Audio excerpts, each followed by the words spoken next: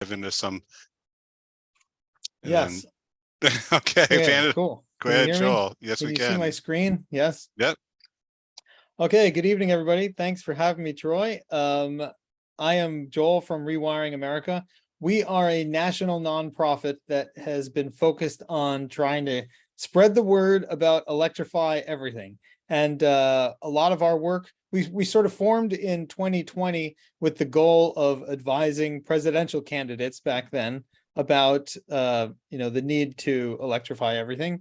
When Biden won, then we sort of shifted towards pushing for Build Back Better, which transformed into the Inflation Reduction Act of this year and miraculously passed. And now we're still trying to spread the word, both about what people need to be aware of to electrify, how to plan, and then what some of the benefits that they can take advantage of from the IRA are going to be, we think. So that's a little bit about Rewiring America. And so this talk is going to be a bit of a hybrid of a talk I've given previously about a guide I wrote and a new guide that I wrote. So let me just jump right in. Hang on, let me move my screen forward here. So the first guide is this one, which we published last year, called Electrify Everything in Your Home. It's meant to give you the background on all of the appliances that you might want to electrify to get rid of fossil fuels. And it has advice on how to be a good customer to the contractors that you might hire to do the work, as well as how you might go about making a plan and what you can do first just to get you going. And then just recently, we published this Go Electric Guide to the IRA, which we're trying to frame it as the IRA has set up a electric piggy bank or a bank account for everybody in the country that has your name on it and that you can go and avail yourself of as you electrify your appliances over the next 10 years. And so this guide has some background on that, as well as some case studies, which I will walk through in a little while, one of those case studies. And then the third thing that I want to let people know about is our IRA savings calculator. So this is a website that you type in some personal information, but we do not record or save any of that info. But we do use it to give you an estimate of how much money you might be eligible to save from your piggy bank.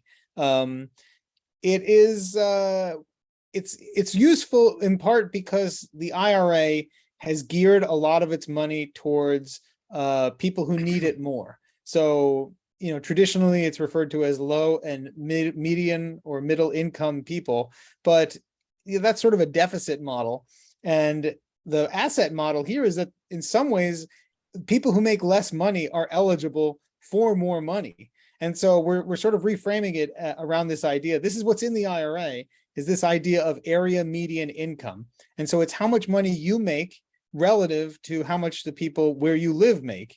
And so if you make up to 80% of the AMI, as it's called, then you're eligible for upfront rebates on electric appliances up to 100% of the cost of that appliance. And if you make up to 150% of the AMI, then you are eligible up to 50% of the upfront cost of those appliances. And for most everyone else, you can, if you have a tax credit, if you owe taxes, for that tax year, you can get up to a 30% rebate on the money that you contributed to the appliance back on your taxes. So I'll go into it. If that's confusing, I'll go into it a little bit more. There doesn't seem to be, is there a chat? I didn't see a chat. So you have a Q&A, and if people have questions that come up during your talk, Joel, we can there's pass them on. I was going to put the links in there. So and we can share those back with everybody too. Okay, so don't worry about it for now. The one thing I want to convey here is I'm going to say a bunch of stuff. Most of what I'm saying is in these two PDF documents and combined with the calculator. And this is being recorded, so you can go back and watch it. If anything's confusing, you can email me. But the main takeaway is that there's money available to help you get going. A lot of it starts in 2023. You have 10 years to spend that money. And so we're trying to encourage everyone to start making a plan for how you're going to electrify everything. Don't get overwhelmed. Just take it one thing at a time, chip away at it. And in 10 years, the whole country is going to be completely electric. Okay, so I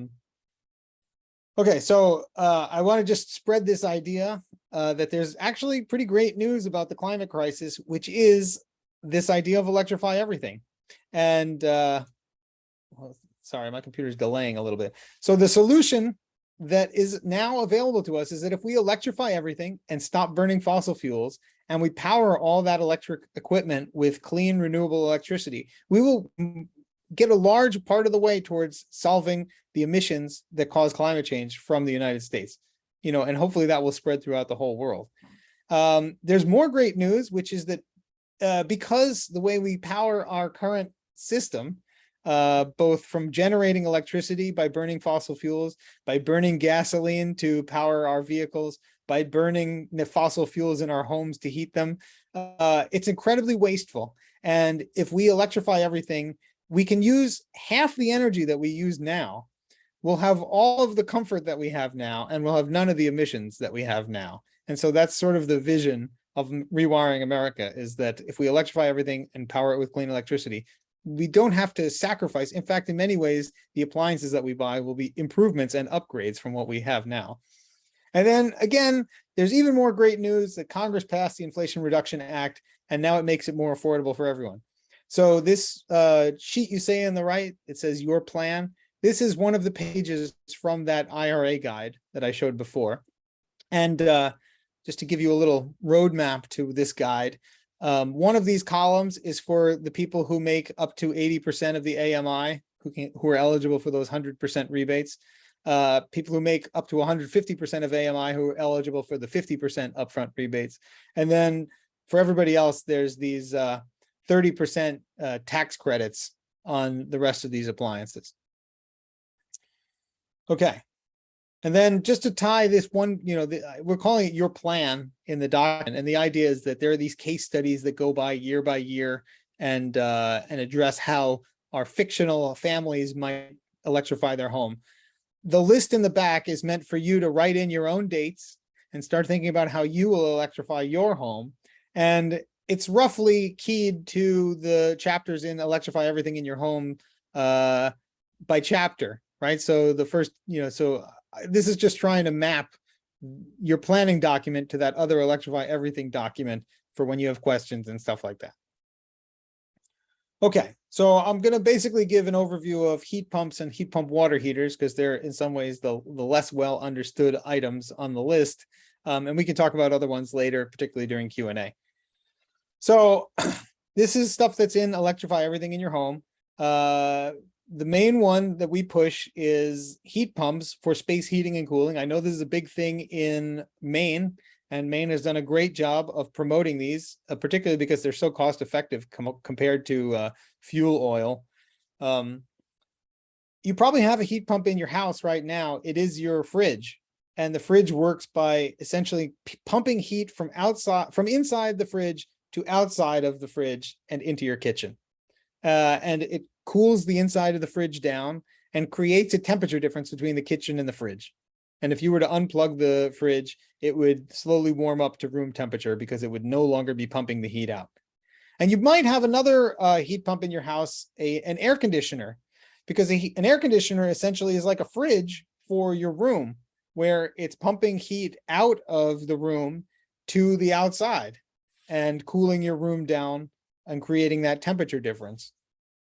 A heat pump is essentially an air conditioner that can reverse directions. And instead of only pumping heat from your room to the outside to make it cooler, it can pump heat from the outside into your room to make it warmer. And it might seem counterintuitive, but even very cold air, even freezing cold air, has heat in it. And that heat is available for pumping into your room to make warmer, pumping into your house. And it does actually make it a tiny bit cooler outside, but usually on a freezing day, it is not noticeable that it's even colder outside because you're pumping heat into your house. And the IRA does have money for heat pumps, quite a lot of money actually. So up to $8,000 for both and this is a little confusing, for both the 80% AMI and the 150% AMI, they will reimburse up to $8,000. But for the 80% AMI, if you bought a heat pump that cost $8,000, they would just pay 100% of that. And that actually also applies to renters who are buying like a portable heat pump unit. I'll talk about that more in a minute. For the 150% AMI, you would have to buy a $16,000 heat pump to get that full $8,000, right? So they'll reimburse half. So it's like one-to-one payment between you and the federal government. But if you were to buy a $16,000 heat pump and they paid for the first half and you paid the second half of $8,000, you could then take a 30% tax credit on that $8,000 up to $2,000, right? Okay. And I'll come back to that when I go through the case study. Another thing to be aware of for heat pumps is if you're aware of heat pumps at all, you might think of them as these like, I don't know if you could see my mouse. Can you see that? But like, there's usually like this cassette, they call it, that's an indoor unit that sits high on your wall, that is the indoor part of the heat pump. And some people don't like the way they look. I don't mind the way they look personally, but there are other options available, like the ones that go up into your ceiling, the ones that go low on your wall, kind of like a radiator. And then there are even ducted mini split heat pumps for like one type of heat pump. And then the other main type of heat pump is a central heat pump. This would be if you have, say, central air conditioner or a central heating system with a furnace and ducts that run around your house. You could potentially replace both your furnace and your air conditioner with a central heat pump that then feeds the heat either into or out of those ducts. Okay, so, and then as I was mentioning before, there are also these portable heat pumps, both window units that are coming to market now, and maybe you've seen like portable air conditioners, the kind of the ones that wheel around and they have a tube or two tubes that go to a smaller part of the window. They also have that version in a heat pump version. And so if you're a renter, or if you don't want to replace your entire heating system, maybe you just have cold rooms here or there, or you're not waiting for you're waiting for your whole furnace to die before you do that big replacement, which is a fine thing to do. Maybe you would get one of these portable units in the meantime. And there's another reference that is worth downloading from this group called Redwood Energy.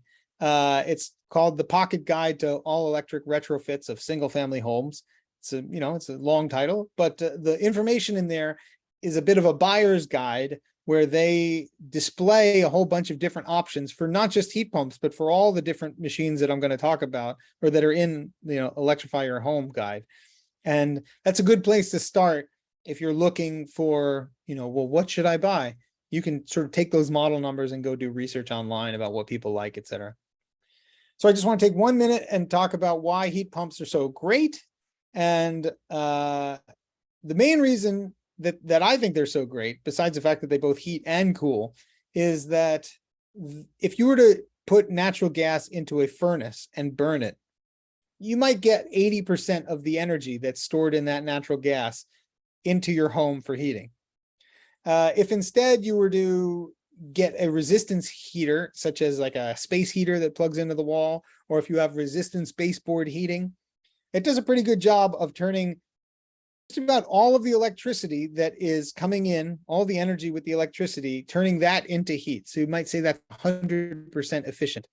But with a heat pump, because it's not creating heat and it's just pumping the heat in one direction or the other direction, you might put in 1 unit of electricity and the heat pump will pump an additional 3 units of heat, and you'll get 4 units of heat output for that 1 unit of electricity input. And so heat pumps can be 400% or more efficient. It sounds crazy, it sounds magical, and they sort of are. And what that means is that for the same amount of electricity, they use 1/4 of the electricity that a resistance heater uses for the same amount of heat. So that's part of why Maine has been so keen on these things, because it can be a lot cheaper to use a heat pump. And they have none of the emissions if you're powering it from renewables. Okay, so if you're going to get a heat pump, first thing you might want to do is to go get a home energy audit, where somebody will come to your house. They might set up a blower door. They should set up a blower door. That's what this red thing is here. And that essentially, it pumps air into your house. Not heated air, just regular outside air comes in, and they're able to measure how leaky your house is by how much air they have to pump in to replace it. So the fewer cracks and leaks in your house, the less air they need to keep pumping in to maintain the pressure. So they can do that test, and they can also take their fancy infrared thermometers, essentially, and get a picture of where heat might be leaking out of your house. And the energy audit might even be covered by your utility. So that's something to check. They might pay for it. But even if they don't pay for it, the IRA has money for what's known as weatherization, which essentially is like sealing leaks, adding insulation, potentially replacing windows, things like that. It's up to $1,600 for the 80 and 150% AMI. And the tax credit can be up to $1,200. So before you get your heat pump, it's definitely worth exploring some weatherization, because the better insulated and the better weatherized your house is, the smaller the heat pump you might need, the less it might cost to install and the less it'll cost to run. And then after you've done your weatherization and it's time to find a contractor to do the work, I know Portland had worked with somebody, a particular contractor for their Electrify Everything program. Might be somebody to call initially, but other contractors you might call. You can ask them these questions if they're going to do a manual J calculation, if they're going to do a room by room airflow calculation, and what types of inverter systems they sell. These are just sort of screening calls. And even if you don't fully understand what those questions mean, the manual J is essentially just a way of figuring out how big your heat pump needs to be, because you normally get sunlight and through your windows and your doors. And so based on where your house is located and which direction it's facing and how many windows you have, if you're getting a lot of heat from the sun, then you might need a smaller heat pump. So ideally, every contractor will do a manual J. If the contractor that you call says, no, we don't do manual Js, you probably want to move on. Or definitely if they try to discourage you from getting a heat pump. And then as far as inverter heating systems go, inverter basically just means variable speed. And so those are the better quality heat pumps. They're not just on or off. They can adjust how much heat they're pumping in based on how warm it is or cool it is already in your house. And so it's more energy efficient. And so these are, again, just screening calls to try and identify contractors.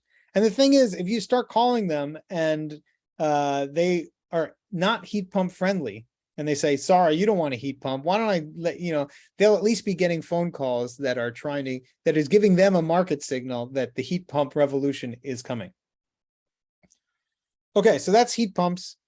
Heat pump water heaters, it's basically the same idea, except now it's, you put it in your garage or your basement and it pumps heat from that space into the water that you then use for your showers and stuff. And they're great, not only because they're more efficient than just burning it directly, like burning fossil fuels directly for heating your water, but they also will air condition the space that they're in, which can be dehumidifying and good for damp spaces like a garage or a basement. And also because they no longer have the exhaust chimney for burning this, the exhaust from the burning of fossil fuels, you have more flexibility in where you put the thing. And so you could even put it in a closet, and as long as it has enough surrounding air to get heat from. Again, all this is covered in the guide. One thing that you should also be aware of is currently most of the models, most of the heat pump water heaters run on 240 volts. And so you might want to, if you have a natural gas water heater or equivalent, propane or whatever, and it hasn't conked out yet, but you have an electrician coming to your house for some other electrification project, you can have them wire in a 240 volt outlet essentially, or a circuit that's ready to go, so that when your water heater breaks in an emergency, you have the option of electrifying, because a lot of water heaters get replaced in an emergency situation. And you don't also want to have to get the electrician out to do that work. And I can also add, it's very big news, they're just now coming to market with 120 volt regular wall outlet will run heat pump water heaters. I think they're not going to be selling them as much into cold climates, so I'm not sure about Portland, Maine, but it's just something to be aware of. Okay, and then the last thing I'll say about heat pump water heaters, there's also a split unit. It's considerably more expensive, but for cold climates, it works pretty well, where essentially the heat pump unit stays outside, the tank is inside, and people seem to love them, but they are a lot more expensive. And finally, the IRA has incentives up to $1,750 for the 80 and 150% AMIs, as well as that 30% tax credit. So they can make a lot of sense, and it really does bring the cost down close to a natural gas replacement, as I'm going to talk about right now as I go through this case study. So again, it's in this guide, Go Electric. It's a PDF, and it has 80%, 150% case studies, as well as a renter case study, an 80% AMI renter case study, and a high income, essentially over 150% AMI case study. So you can go and look in there. This middle income one for the Garcias, again, these are like fictional case studies of our best guess of how this could go for a family trying to electrify in the next 5 to 10 years. And so starting in 2023, let's say they want to get rid of their gasoline car and buy a used EV. There is a tax credit available, and it's a tax credit in 2023. You can get even for a used EV, you can get up to 30% or $4,000 off of the used EV if you buy it from a dealer. And then in 2024, that's actually going to turn into, instead of a tax credit, something of it's sort of like an upfront rebate, where if you go to the dealer, you can transfer the credit to the dealer and get that discount right up front. So in this case study, the Garcias want to go electric. They want to get an EV charger because they drive a lot. An EV charger is not required. It's basically a faster charger, but the car comes with a regular 120 volt plug that will let you charge about 40 miles of range every night. But if you wanted to go faster, you can get it level 2. It's known as a level 2 EV charger. If you live in low income census tracts, which is a pretty specific thing, then you are eligible for that 30% discount. And so for this, in our case here, the Garcias live in one of those low income census tracts. And so they can take the 30% tax credit, which brings the cost down to $840 for the level 2 charger. There are cheaper ones available too, I should mention.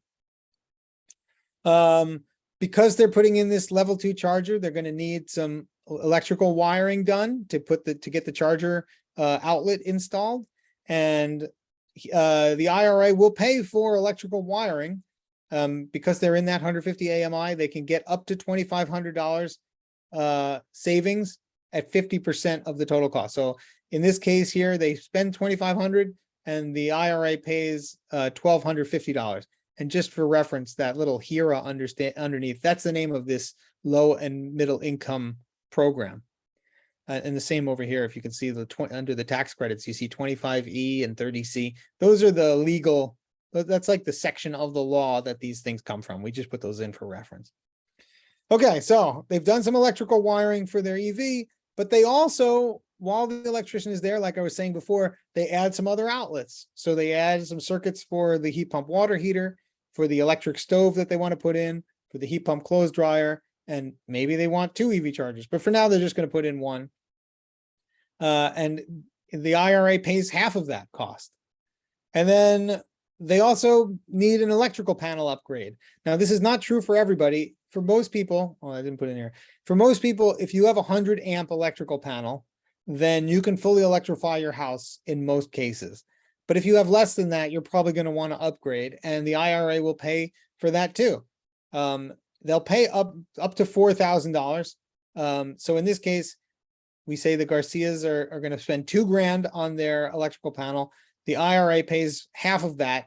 And then of the $1,000 that they pay, they can get a 30% or $300 tax credit the following year. And I should also mention that for all the tax credits, it assumes that you owe federal taxes. And so if in this case, so far, it's almost $5,000 on the federal tax credit, but it's in this particular year, they would have to owe $5,000 in federal tax. So that's just another thing to be aware of. Okay, so that's 2023, 2024. They want to replace their gas range with an induction range. So induction ranges, for those who don't know, it transfers energy through magnets, and they work very well. It's not like the electric ranges of your grandma, those coils and stuff. So they want an induction range. They can buy one for $1,300. The IRA will pay half of that cost, up to $840.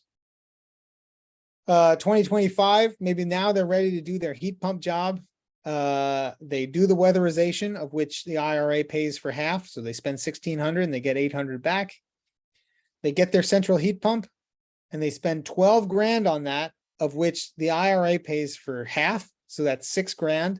And then on the rest of the 6 grand, up to 30%, they get the rebate. So what had been a $12,000 purchase ends up costing them $4,200, and the government pays almost $8,000. So that's a pretty good deal. The next year they do their water heater. And so this is a good example here. It might cost 3 grand for a water heater, for a heat pump water heater, to buy the equipment and to have it installed. But the IRA pays half, and then they take the 30% tax credit, and the final cost for the heat pump water heater installed is around $1,000, which is comparable to a natural gas water heater.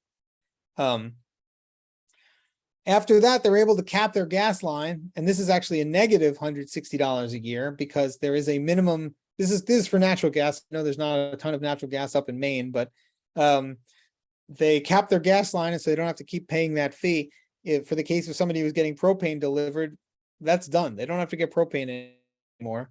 And then maybe the next year they decide to get some rooftop solar and are eligible for that 30% tax credit. And there's no limit to that tax credit on solar and batteries. And so in 5 years, they're basically done. They've electrified their house. They have backup solar. They have a new EV. It would have cost them 60 grand, but the federal government paid almost 25 grand, and they end up having to pay 35. $35,000 is a lot of money, but just to break it down, that includes 14 grand for the EV, 13 grand for the solar panels, and all the rest of the stuff was around 8 grand. So 8 grand over, in this case, it's like 6 years, 6 years. It does require planning. It does require some savings. There are upfront costs that you get back sometimes with the rebates, but that's why we're urging everyone to just make a plan for how they're going to get there. We don't say that you have to do all this stuff immediately. You can make a plan and wait for the things to break, or at least get to their end of life. So water heaters tend to last around 10 years. So if yours is getting up there in age, it's, you could start thinking about how you want to prepare for that. I'll go to the next slide. This next slide is a 2-page spread from Electrify Everything in Your Home, that other free guide. It lists the lifespan in years of all of these different appliances. And on the right here, it says do now. And that gives you a sense of something that you could take a step immediately, like today or this week, this month on, in order to start preparing for all these other things. And so again, you got 10 years, you got the cash that they've put into your electric piggy bank. I know Maine and Portland in particular have also been trying to pull together incentives to help you guys get this work done. And we just hope that everyone engages with this process.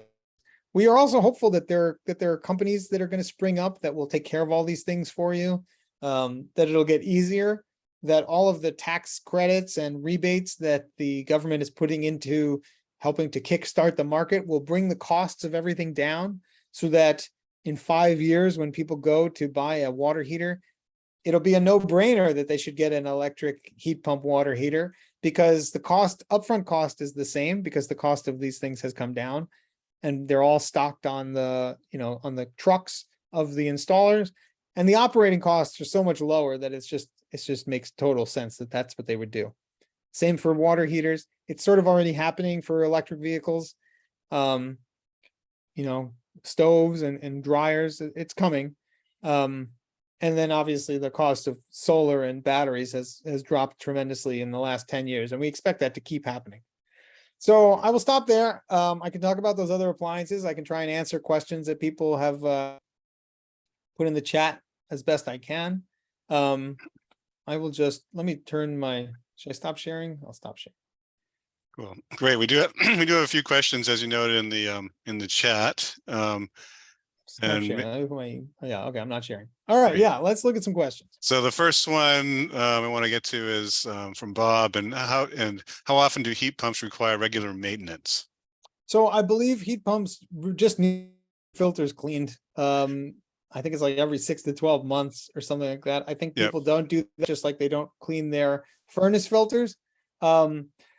as far as maintenance, as far as like repairs and stuff go, I did read something that was like, it was I think Consumer Reports had done some kind of analysis of repairs, and they found that for both like for furnaces and for heat pumps, they tend to break around once in the middle of their life, and their lifetimes are somewhat comparable. And Mhm. so it's not much different maintenance than a furnace, or certainly not from an air conditioner. Right. And I'll just mention, I'm a long time heat pump owner. I've had mine for 5 or 6 years. And so we do an annual maintenance. So we call our dealer who comes once a year and does a thorough cleaning. They like power wash the inside and get it all cleaned out. And they, it's a good idea to change. There's some filters that are easily accessible. And if you can remember to do it every month or so, it helps. But as you say, it's easy to forget, but just that thing, that annual maintenance is pretty worthwhile. Do you have anything to add, Julie? Just when you get it installed, you can have a service contract. Right. You can sign a service contract for a couple of years, and you just call them and they will Yeah. come out. And it's not expensive. It's about like $100 to have them come and do that, and it's well worth it because I just had mine clean it. It's like running so much more quietly and smoothly. So the next one is about if we bought a heat pump in 2022, can we get the tax credit? Unfortunately, no, I believe none of these are going to be retroactive. And that is just a thank you for getting one. And you did help to move the market by bringing down the cost for the next person, but it's not going to be retroactive. They're still kind of writing the rules for these things anyway. So, But one thing I certainly would know, you certainly are eligible for the efficiency main rebates, which are pretty helpful. Oh yeah, definitely. And just a plug for efficiency main again. And when you're thinking, Joel talked a lot about questions asked dealers to make sure that the installer that you're talking to is on the right track. But Efficiency Maine has a great service too. They have their qualified vendor list. And so all of the vendors on their qualified vendor list have been checked out, know about heat pumps, know how to install them. And in order to be eligible for the Efficiency Maine rebates, which are also really generous, they have to sell you a cold weather heat pump. So you're going to get the right equipment for being here in Maine. You don't want to get an inadequate heat pump. So if all the Efficiency Maine qualified ones are cold weather rated, and will serve you well. So. Yeah, absolutely. I mean, Maine has a lot of heat pump installers, so and particularly cold climate heat pumps. And the Northeast in general has done a good job of pushing forward cold climate heat pumps as a market. And so you are not eligible for a federal rebate, but you are eligible for state rebates, as well as, I mean, I don't know the details of your like utilities or if there are other incentives available, but yeah, you should definitely pursue those other things and definitely look into the rest of this stuff for the next things you need to electrify. I also mentioned Bill had a question about what's the source for the area median income, and that's determined by the housing and urban development federal level folks, and they do AMI for every metropolitan region in the US. And for Portland, the AMI for a family of 4 is $111,000. So many people here in Portland will qualify for these programs. Just in case there are people on from South Portland or other Cumberland County cities, that's a Cumberland County figure too. Yeah, there was a map. Now I don't know. I don't have the link ready. Oh, here, AMI lookup tool. This is a excuse me, Fannie Mae tool. Let's see. Is that a question in here? Oh, someone was one of our watchers and listeners was asking what the AMI is, and we can post a link. We'll have Aaron send out some links along with the link to the recording after the webinar, so people can look that up themselves. Okay, so yeah, it's Fannie Mae has a site. If you search for AMI lookup tool, or you can search. You can search HUD. Yeah. AMI HUD area median income. It'll come up for and HUD. Sure. Another question we had, Joel, is if or can the tax credits carry over to additional years? So if you don't have enough tax liability to monetize the tax credit in 1 year, can you carry it over to subsequent years or any part of it? My guess is no, but I believe I know that my team is currently like writing advice, unsolicited and solicited advice to the federal government, Treasury, IRS, HUD, etc. These programs being set up now. These are the federal programs. There will also be state administration of some of these programs.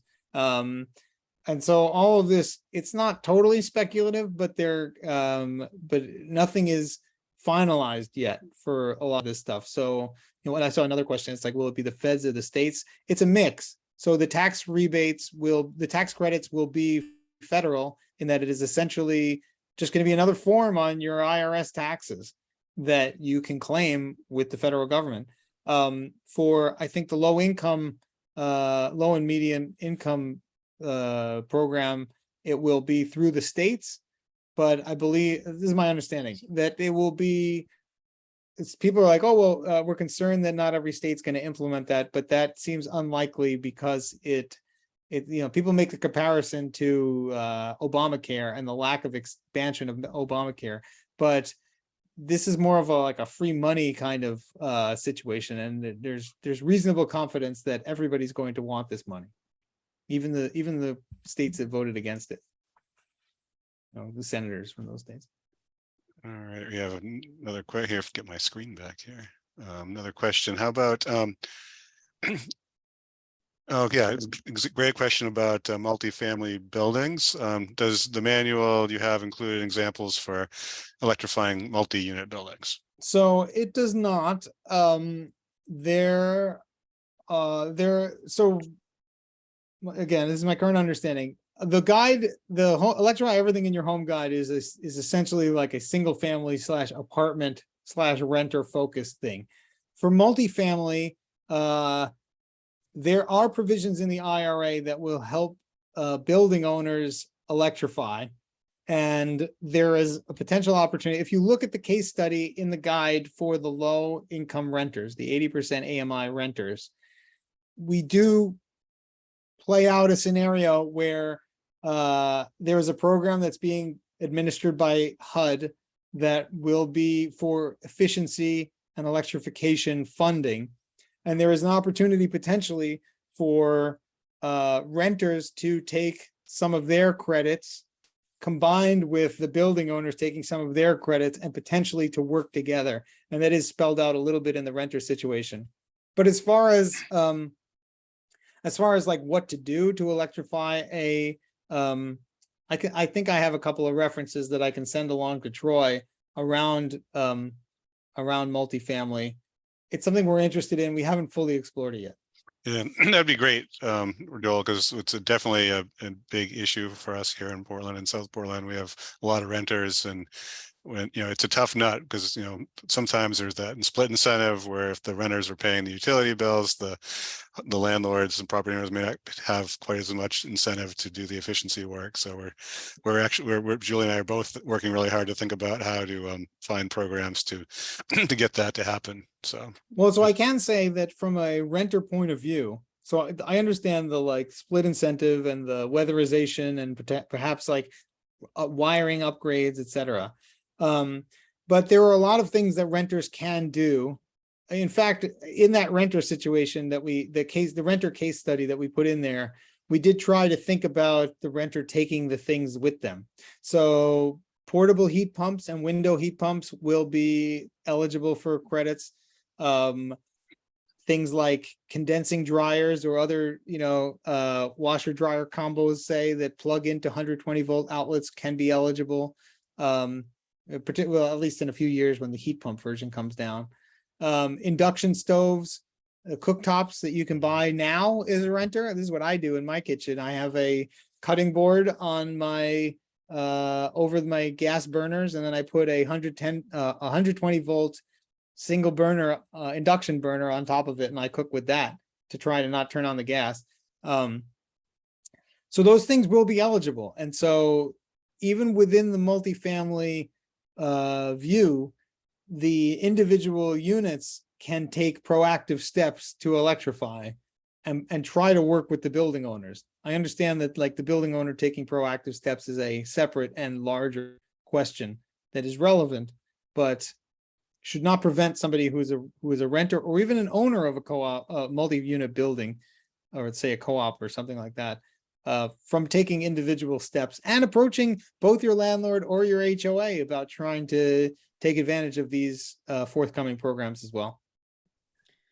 Troy, if I can just take a minute to, in case there's people from South Portland, for just to bring up our Electrify Everything program is a little bit different from Portland. And so we just got a pot of money from the American Rescue Plan and are giving it out to people on top of any efficiency main rebates or any other rebates they're getting for insulation, weatherization, air source heat pumps, heat pump hot water heaters, electric vehicles, e-bikes, electric lawnmowers, electric leaf blowers, and it's for people who the household area median income up to 100%. And I bring this up now because we've had, a lot of people start to take advantage of it, but I had a very thoughtful and interesting email from somebody who owns a house that they rent out to other people, and the people that they rent it out to are low income, and they wouldn't be in a position to make these changes. And would we consider, broadening our program to let basically the landlord take advantage of this for these folks? And so it's definitely something that we're thinking about. I think probably what we'll do is do a 6-month check-in on our program and see how it's going. But I think we truly do want to electrify everything. And so I think there's a place to just try to figure out how to do it in a way that helps incentivize and helps low-income people, as much as they need to. I'll just add on to that and say my understanding is that the HUD program for electrification and weatherization improvements to buildings will be the building owners that will be eligible will be those with essentially Section 8 residents. And so it's sort of like it's trying to address that issue in particular, which is like, hey, we have somebody who is getting subsidized housing already. Let's subsidize the landlord to try and make the improvements to the building that will help benefit those renters, in addition to those, in addition to those renters, I'll call them renters, also being able to take advantage of the provisions of the IRA. And that's what we try and address in that case study, is that like, it's not quite a split incentive. It's more of like trying to get everybody working together on the problem. Obviously, it's not always how it happens, but you're sort of describing the best case scenario where the landlord is interested in making the improvement, and the federal government now is interested in making that improvement as well. That's great. Let's see, a couple more questions. But first I want to note, so I think Julie's program in South Portland is really remarkable and a really great approach. We've also asked for some American Recovery Act funds. The city of Portland has a little bit of money left over as well. So we submitted a request to do something similar here in Portland, but we haven't heard what the results are. There's like a lot more requests than our money. So we're waiting to hear kind of what the outcome of that might be. But regardless, we're going to be launching Electrify Everything version 2.0 sometime after the first of the year. But back to questions, and Fred had one about do we have any operating savings data for heat pumps versus oil or propane? And there is. So Efficiency Maine does they update, they have a graph that they update regularly with costs for different fuels. And actually, and if you have different cost data, you can plug it in so it changes as you enter the data. But I would definitely recommend visiting the Efficiency Maine website and playing with their calculator, and find that in general heat pumps are definitely a savings. For if you have oil or propane, you can save money immediately, and with gas prices going to be on the rise, I think you're going to find it's going to be very attractive for natural gas customers as well. Yeah, we also, Rewiring America has a if you go to map.rewiringamerica.org, has a series of county or zip code level maps that try to model both the number of households that have different heating right now, as well as what the electrified savings per year could be. I feel hamstrung without chat, but here we go. Is that question in the Yes, it was. Yep. let's see. Can I estimate is this estimate? Well, here, I'll just type this in. I'll put in one of these. I don't know what's gonna happen. I don't know, maybe then it disappeared and went into answered. Uh-oh. And That's okay. cool. Do you know what'll yeah. happen to the efficiency main rebates in the presence of the IRA? So I was thinking about that one. We haven't heard from Efficiency Maine what their plans are about that yet. So I guess the question is still out there of what their approach is going to be. Certainly, none of these programs come into effect until 2023. So they still have a couple months here to determine what they're going to do. And I haven't had a chance to talk with the team over at Efficiency Maine yet about their plan or how the IRA might affect their rebates. So I don't know if you have, Julie. No, but I'm very curious. That was a very good question. I'm very curious to see how it will play into it. Yep. There was also another thing that I didn't realize but heard on NPR this morning that that from CMP that the PUC has given CMP the authorization to give people lower rates on their electricity bills if they have electric vehicles or heat pumps. So that'll be another piece of this. I just feel like it's a really good time to check all of these things out and do all of these things because there's going to be no shortage of funding. Yeah, and that was really I saw that as well and had a chance to look up the PUC docket that talked about that. So CMP will be submitting a proposed tariff for reduced costs for people who have electric vehicles and who have or have a heat pump for a lower rate, which will be really great. And we'll definitely let people know more information about that as it comes around. So after, sometime in October, we'll have more information about what that might look like. So that's kind of cool. So Joel, I think you mentioned that the IRA covers other things like maybe induction stoves, and can you dive into that stuff a little bit? Sure. I mean, those kinds of things. So let's see. I can share my screen again here.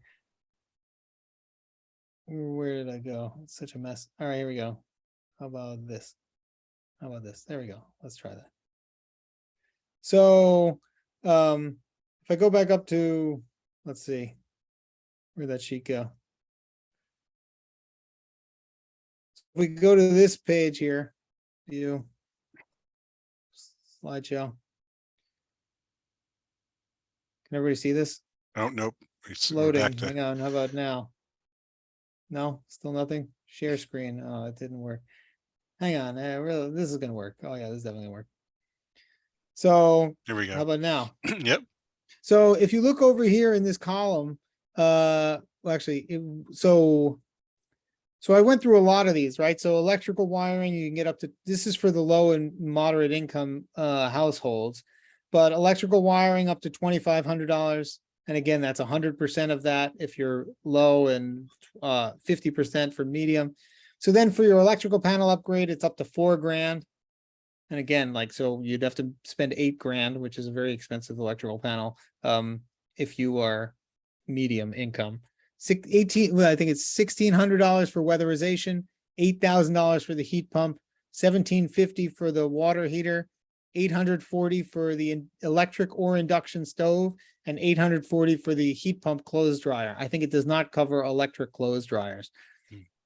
And it also doesn't cover I think it doesn't cover replacing an electric clothes dryer with a heat pump clothes dryer. So you have to be going from a fossil fuel to a gas. Same with I don't think that it covers, it's going to cover electric to induction. I think you have to go from fossil to either electric or induction. And you can read more about those appliances in the guide. It's fairly straightforward. Both of those are, other than the wiring, they're more or less drop-in replacement items.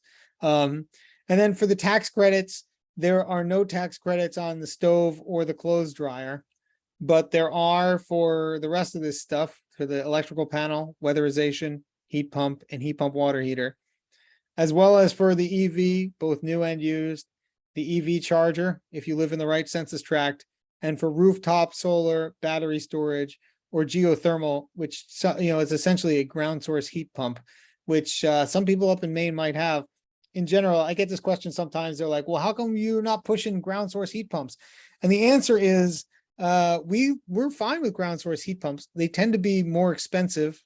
They are definitely harder to install because you need somebody to come and drill into your property to get access to the ground. And we're trying to transform the market across the entire country. And we think that most people are going to end up with air source heat pumps, in part because the technology has gotten quite good over the last 10 years, in part because they're just cheaper and easier to install. And so that's just an aside. So this chart here gives something of a summary as we currently understand the home focused incentives for the IRA. And so you can go download the guide, print this sheet out, and you can even go through and just jot down when you might want to replace some of these things in the coming 5 to 10 years. Yeah, and one of our people in the audience mentioned, I think it's a great point, is that, and appreciate how you highlighted that it can be a staggered approach. There's no requirement to run in and change everything in your house right now.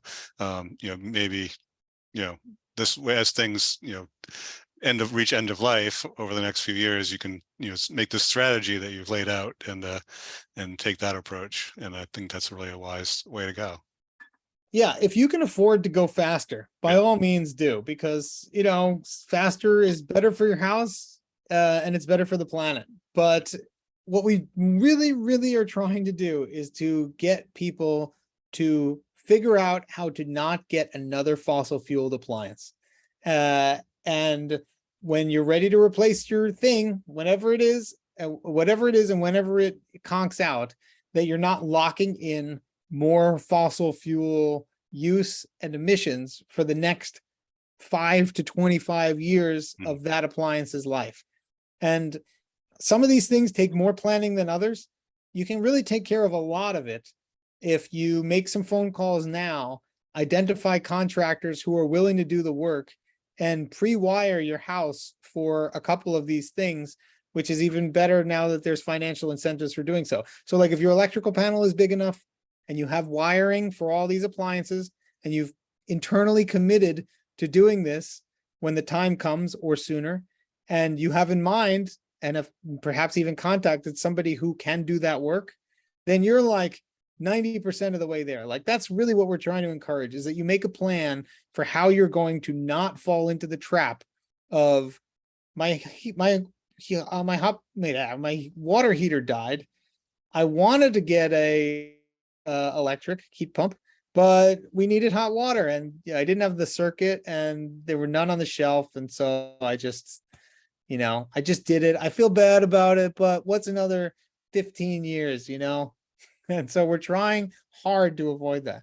Yeah, I think that makes it, and that's probably like the best one to do it, because those can die so unexpectedly, your hot water heater. So, and a lot of people have one that it's been in the house for 8-10 years. So those are super good candidates, either to be proactive and just get it out now before it bursts, or at least, as Joel said, get that wiring in there. So when it does burst, the installer can come in, just plug in that heat pump water heater. Well, and I just want to put in a plug, Joel, for making sure there's enough capacity and panel space in your house. My house is challenged. It's got 100 amps at service, and it needs more than that in order for me to change my hot water heater, because we already have, I think, 3 or 4 air source heat pumps. So I think there are ways to play around with it and do stuff, but it's true. The more you look at the capacity of what your house has and get it ready, then the more you understand how easy it is to drop in the actual equipment when you need it. Yeah, and that's that's one of the tricky things about this. You know, they say like, oh, climate change is a wicked problem because we sort of everything we do contributes to climate change, which is true. But then when you zoom in on like my house, it's like the wicked problem is most people have never even looked at their electrical panel with any kind of like, like, what is this actually doing in my house? And it's like, now we need you to not only do that, but also see how your house as a system is affected. And I'm not saying that you shouldn't upgrade from 100 to 200 amp panel. If you look in that Redwood Energy Guide, they do have some solutions, like splitters. So you could run your EV charger and your stove or your clothes dryer on the same 240 volt circuit. Because you don't, for the half hour that you're running your dryer, you don't need to be charging the car, or for the hour you're cooking, you don't need to be charging the car. Or if you were to get something like these fancy new, they're more expensive. They're more like $4,000, I think. Like they're called smart panels, and they're basically like the Nest thermostat. It's like a computerized electrical panel. Like, let's take computers and apply it to this 100-year-old technology that's basically just a circuit breaker. And then it can manage your loads by doing that kind of thing. So not charging your car while the stove is on and whatever. So it is possible to do. But again, the forethought and the thinking that you can do now up front of like, how am I going to get all this done? What money is available to me? And what's my plan for doing so? Combined with that list of like the do now stuff. I'm not sharing my name, but like that 2-page spread that has the do nows for each of the appliances.